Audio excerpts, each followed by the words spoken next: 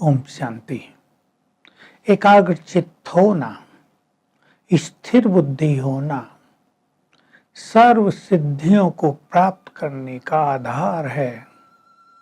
सिद्धि को दूसरे रूप में हम सफलता भी कहते हैं। हर कार्य में सफलता प्राप्ति का आधार एकाग्रता है। हम अपनी बुद्धि को एकाग्र करें। मनुष्य की बुद्धि को हर लेती हैं चार चीजें: इच्छाएं और तृष्णाएं। मनुष्य की बुद्धि को हर कर इधर उधर भगा देती हैं काम और कामनाएं। मनुष्य की बुद्धि को अस्थिर करती हैं, भटका देती हैं। पहले हम लेते हैं काम को। काम वासना, सेक्स, लस्ट, ये विषय वासना मनुष्यों के पुण्यों को नष्ट कर देती है।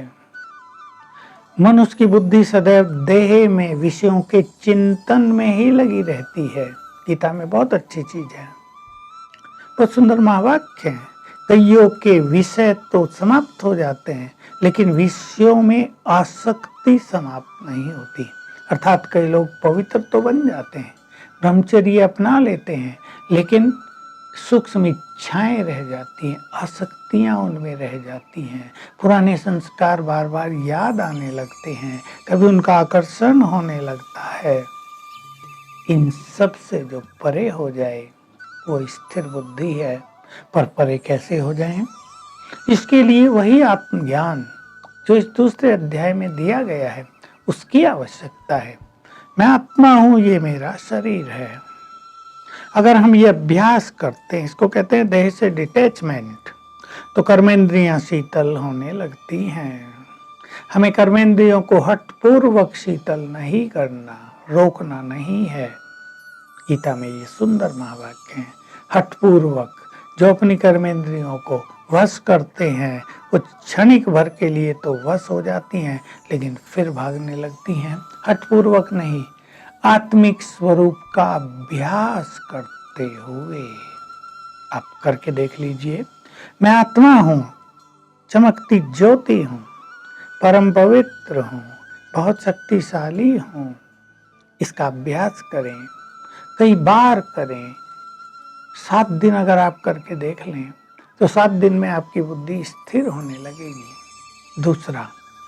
दूसरे व्यक्ति को भी आत्मा देखना, यह आत्मिक दृष्टि देह के आकर्षण को समाप्त कर देती है।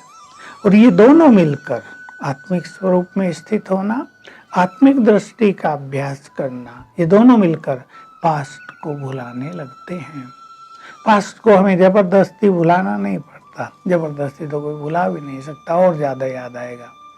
स्वतः ही भूलने लगता है, वो चीज लाइट होने लगती है, हल्की हो के जैसे लोप हो रही हैं, ऐसा अनुभव हो जाएगा। तो काम वासना से हम पूरी तरह मुक्त हो जाएंगे तो बुद्धि स्थिर होगी। इसलिए विद्यार्थियों को पढ़ाई के लिए ब्रह्मचर्य पालन की आवश्यकता प्राचीन काल से दर्शाई गई थी, जो वर्तमान में समाप्त हो गई।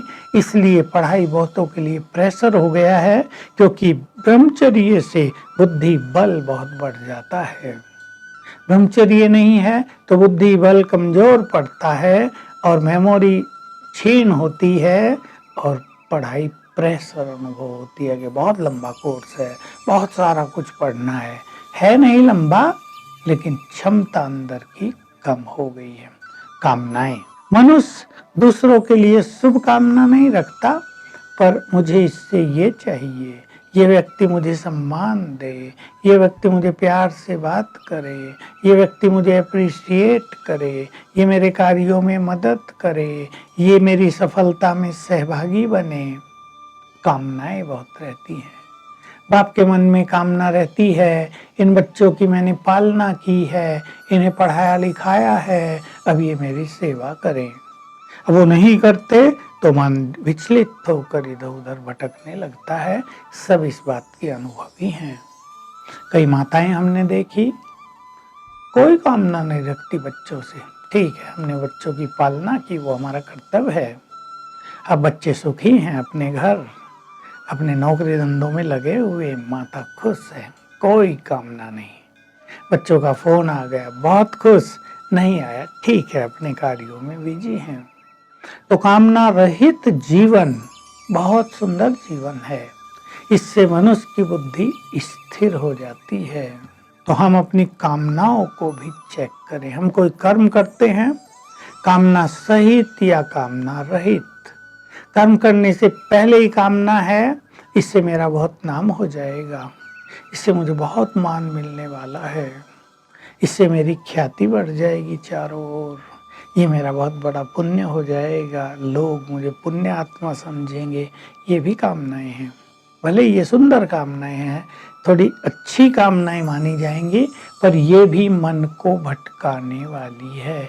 क्योंकि जब ये प्राप्त होंगी तो अल्पकालीन खुशी होगी, और अगर इनकी प्राप्ति में थोड़ी कमी रह गई तो मन बहुत भटक जाएगा, विरक्ति होने लगेगी, व्यर्थ के विचार आने लगेंगे। दूसरी दो बातें हैं इच्छाएं और तृष्णाएं। इच्छाएं, कलियुगी संसार में इच्छाएं तो बहुत हैं और बदलती रहती हैं इच्छा। आप एक स्टूडेंट को देखिए, पहले उसकी केवल पढ़ाई की इच्छा थी, फिर साथी मिल गए, क्या क्या इच्छाएं हो जाती हैं। ये इच्छाएं अंतहीन हैं, इनका कहीं अंत नहीं है। ये इच्छाएं हमें अच्छा नहीं बनने देती। ये इच्छाएं हमारी सूक्ष्म शक्तियों को नष्ट कर देती हैं। इच्छाएं पूर्ण न होने से हमारी खुशी गुम हो जाती है, मन भटक जाता है। तो जिनका मन इच्छाओं के पीछे भटक रहा है, उनका मन कभी एकाग्र नहीं होगा। और इच्छाएं, जैसे मैंने कहा, अंतहीन हैं, एंडलेस हैं। इनकी कहीं समाप्ति नहीं है। एक जाएगी, दूसरी आएगी, दूसरी जाएगी, तीसरी आएगी। पहले व्यक्ति पैदल चलता था, साइकिलें आई, वाह, साइकिल मिल जाए तो कितना अच्छा हो। 5 किलोमीटर जाना पड़ता है, मजा आ जाए, साइकिल आ गई। दूसरों को स्कूटर देखे, इच्छा हुई, वाह, साइकिल में तो पैर ही थक जाते हैं, धूप बहुत लगती है, लंबा समय लग जाता है, अगर एक स्कूटर मिल जाए तो कितना अच्छा हो।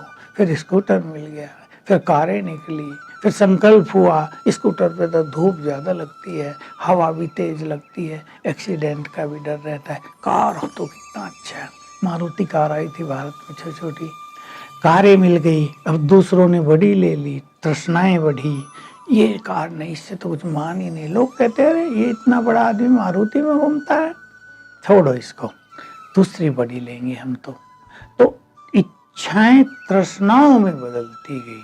तृष्णाएं ऐसी हो, त्रस्त से बना है तृष्णाएं, प्यास। एक है इच्छा है, पूरी होती है, ठीक है, वह मनुष्य खुश हो जाता है। एक ऐसी है कि प्यास लगी रहती है, इच्छाएं पीछा छोड़ती नहीं, मनुष्य उनके पीछे पागल हुआ घूमता रहता है। ये सब मन को बहुत भटकाती रहती हैं। इसलिए योगियों के लिए कहा जाता है, जो सभी इच्छाओं का त्याग कर दे, केवल एक इच्छा में मगन हो जाए कि मुझे तो अपने को एकाग्र करना है। अब साधकों के लिए उसको एक ही श्रेष्ठ इच्छा हो जाए कि मुझे तो परमात्मा याद में मगन होना है, मुझे अपनी बुद्धि को इधर उधर भटकने से रोकना है, क्योंकि इससे बुद्धि की दिव्यता नष्ट हो जाती है, इससे चिंतन शक्ति भी समाप्त हो जाती है।